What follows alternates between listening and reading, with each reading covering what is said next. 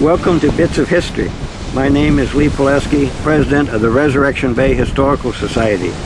Today we are at the Founders Monument on the beach, and our topic is the founding of Seward on August 28, 1903. When talking about the founding of Seward, you have to start with John Belaine of Seattle. After college, he had worked as a newspaperman, served as secretary to the governor of Washington, and fought in the Spanish-American War. It was after the war that he developed a vision which centered on Alaska.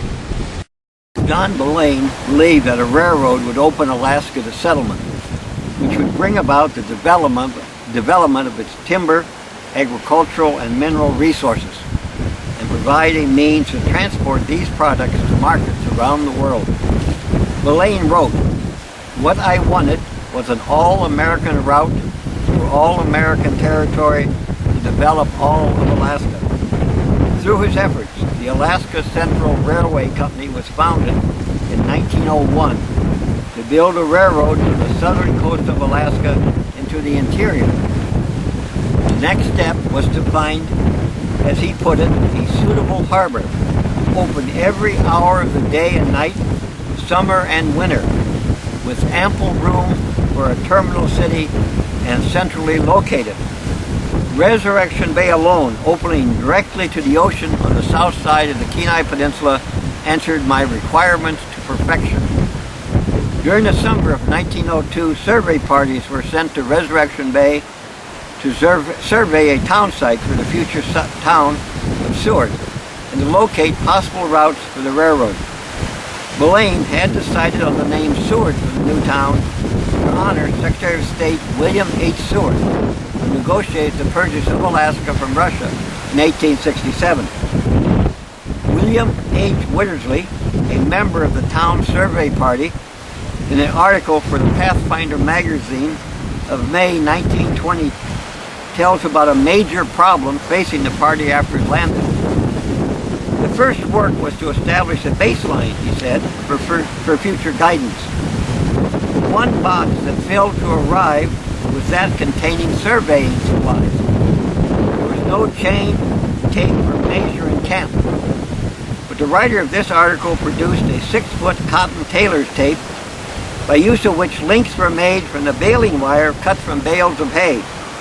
And these links were made into a 100-foot chain. With this chain, a baseline was measured from a point near the head of the present dock, today the south end of 4th Avenue, for a distance of 2 miles north. The town site was laid out in blocks with 1,273 lots. Resurrection Bay was not unoccupied in 1902. Frank and Mary Lowell, with their children, had settled on the bay in 1884. Although Frank had left the family around 1893, and he and Mary were later divorced, Mary and her 4 unmarried children were living in a log cabin near the beach on the south side of the future town site. Her 2 married daughters and their husbands, Mr. and Mrs. W.H. Scheffler and Mr. and Mrs. Harry Revell, lived in separate cabins a mile north. Mr. Widdersley, in his article about the survey party, says, "Mary claimed, and rightfully, a homestead of 160 acres.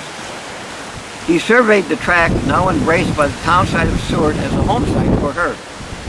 On August 12, 1903, Mary Lowell relinquished her right to her home site claims to Frank Belaine, John's brother, receiving $4,000 and 37 town lots in return. We were ready by the middle of August in 1903 to sail for Resurrection Bay," wrote John Belaine. "We embarked from Seattle on the 16th of August on the wooden steamer Santa Ana. Aboard the ship were 25 employees, 35 passengers, a pile driver, a sawmill, provisions, and 14 horses. During a stop at Valdez, 23 additional passengers boarded the Santa Ana." In a 1925 article about Seward's founding, Belaine wrote, "Captain Schrag timed his schedule to pass from the ocean through the narrow and high-walled entrance to Resurrection Bay and into its placid expanse soon after breakfast the next morning, August 28th. The sky was clear and blue. The mountains on the east and on the west of the smooth surface were green with forests of spruce. We are in one of the world's most magnificent harbors. If there is such a place as heaven, I cannot imagine anyone admitted to its pearly gates with sentiments more joyous than I experienced that shining forenoon as we glided easily in those majestic scenes up to the timber-covered site I had chosen for the future terminal city, the future gateway into and out of Alaska's great interior.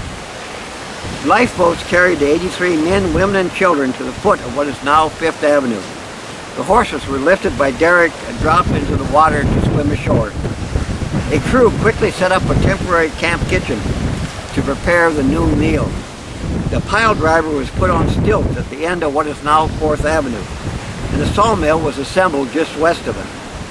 At noon on the 29th of August, 1903, the sawmill screeched a long whistle announcing its start to rip logs into planks for the dock and into lumber for stores and homes. The pile driver answered with a blast that signaled the first stroke of the hammer on the under timbers of the dock. Within 10 days after the arrival of the ship, winter quarters were provided for all. By the first snowfall, the new town was taking shape. Seward has changed a lot since 1903, and a good place to find out what has happened in the last 108 years is to visit the Seward Museum at the corner of 3rd and Jefferson.